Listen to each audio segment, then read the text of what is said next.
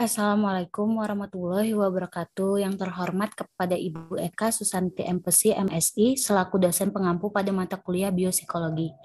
Sebelumnya, izin memperkenalkan diri, saya Putri Farda Maharani dengan NIM akhir 062 selaku moderator yang akan memimpin presentasi pada hari ini. Di sini kami dari kelompok 4 akan memaparkan materi terkait kokain. Tetapi sebelumnya izinkan saya untuk memperkenalkan anggota dari kelompok 4. Yang pertama yaitu Govinda Limbong dengan NIM akhir 151, Cynthia Rizky Fadila dengan NIM akhir 040, Farah Jihan Safira dengan NIM akhir 042, lalu selanjutnya ada Aliata Raffi Ramadhani dengan NIM akhir 043, selanjutnya ada Krisna Jati Ardiwi dengan NIM akhir 059, yang terakhir ada saya sendiri Putri Farda dengan NIM akhir 062. Next.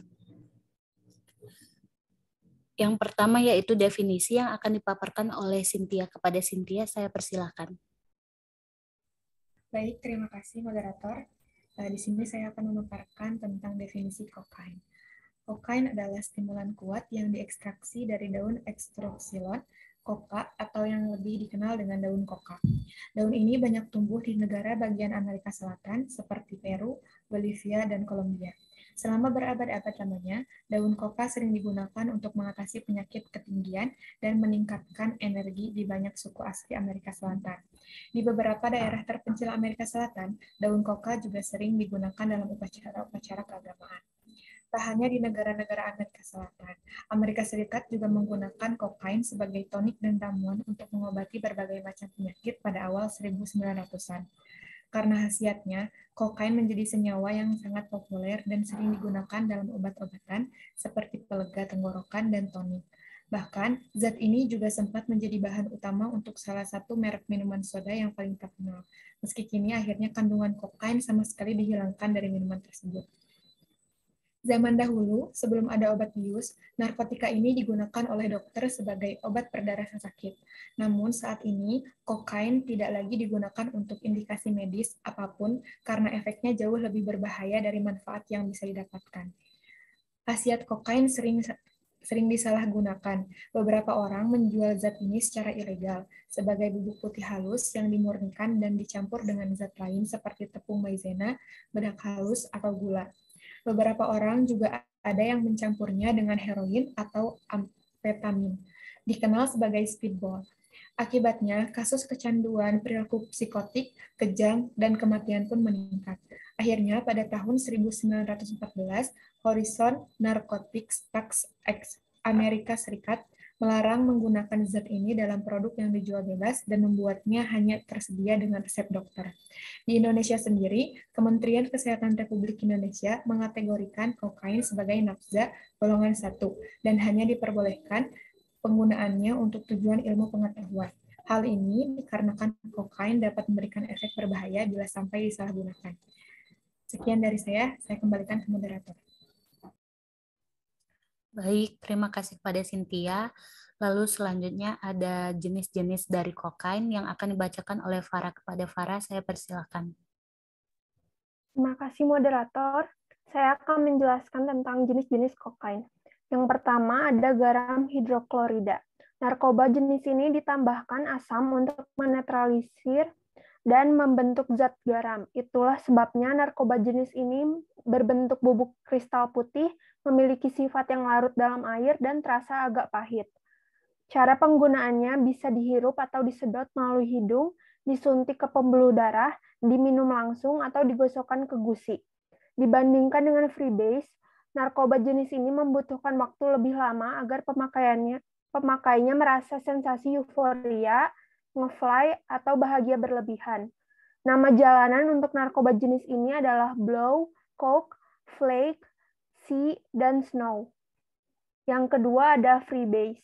Ketika bubuk garam hidroklorida diproses menjadi zat yang bisa diisap, hal ini dinamakan freebase, atau dalam istilah jalanan disebut dengan crack. Disebut crack karena ketika dipanaskan, kristal kokain membuat suara berderak seperti crack. Hanya dibutuhkan waktu sekitar 10 detik agar pemakai merasakan sensasi nge-fly setelah menghirup freebase. Hal inilah yang menjadikan freebase sangat berbahaya.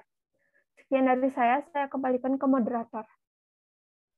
Baik, terima kasih kepada Farah. Lalu selanjutnya ada efek penyalahgunaan dari kokain yang akan dibacakan oleh Aliatar. Kepada Aliatar, saya persilahkan. Terima kasih moderator. Di sini saya akan membacakan mengenai efek penyalahgunaan. Zat satu ini bisa digunakan dengan berbagai cara, mulai dari suntikan, dihirup, dihisap, dan oral, atau diminum langsung. Seberapa intens efek yang akan dirasakan tubuh dan seberapa lama efek tersebut dirasakan sebenarnya, bergantung pada metode yang digunakan penggunanya. Kokain menyebabkan produksi dopamin di tubuh jadi meningkat drastis. Dopamin adalah salah satu jenis neurotransmitter di tubuh yang berhubungan dengan rasa kenikmatan dan kesenangan.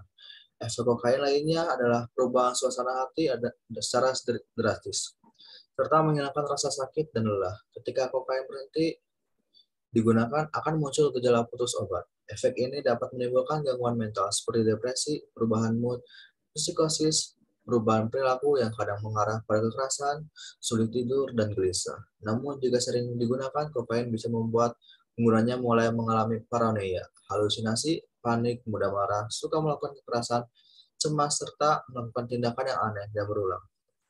Sekian dari saya kembalikan kepada moderator. Baik, terima kasih kepada Aliatar. Lalu selanjutnya ada bahaya dari penggunaan kokain yang akan dibacakan oleh Farah. Kepada Farah, saya persilakan. Terima kasih moderator. Saya akan menjelaskan tentang bahaya penyalahgunaan dari kokain. Yang pertama adalah otak. Kokain dapat memicu gangguan fungsi otak dan salah satunya adalah produksi hormon dopamin, yaitu senyawa kimia yang berperan menyampaikan rangsangan ke seluruh tubuh. Hal ini dapat memicu berbagai gejala seperti kejang dan kelainan gerak tubuh seperti tremor. Bila digunakan dengan dosis tinggi, kokain bisa menyebabkan mati otak. Lalu yang kedua ada jantung.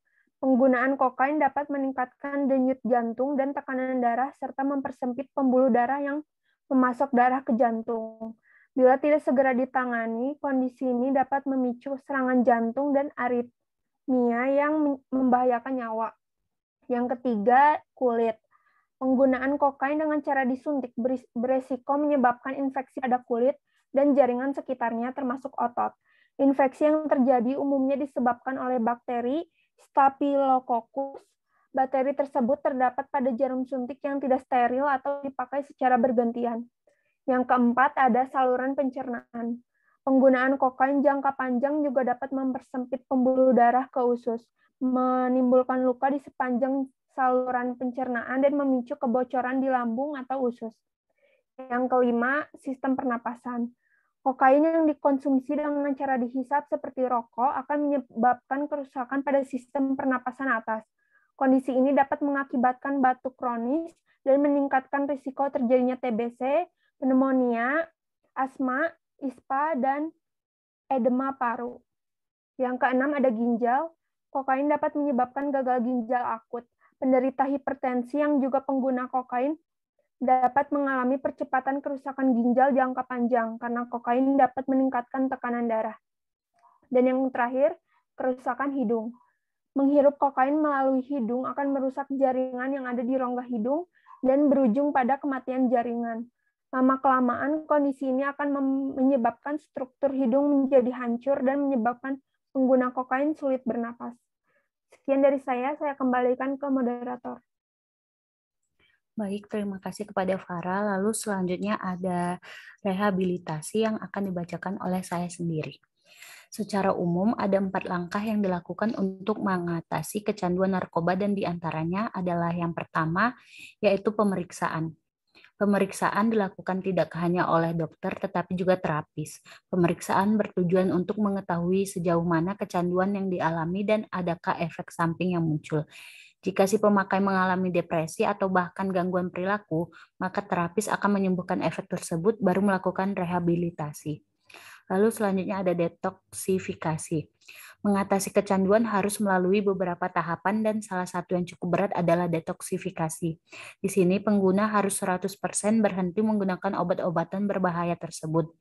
Reaksi yang akan dirasakan cukup menyiksa mulai dari rasa mual hingga badan terasa sakit. Di samping itu, pecandu akan merasa tertekan karena tidak ada asupan obat penenang yang dikonsumsi seperti biasa. Selama proses detoksifikasi, dokter akan meringankan efek yang tidak mengenakan tersebut dengan memberikan obat. Di samping itu, pecandu juga harus memperbanyak minum air agar tidak terkena dehidrasi, serta mengkonsumsi makanan bergizi untuk memulihkan kondisi tubuh. Lamanya proses ini sangat bergantung pada tingkat kecanduan yang dialami serta tekad yang dimiliki oleh si pemakai untuk sembuh.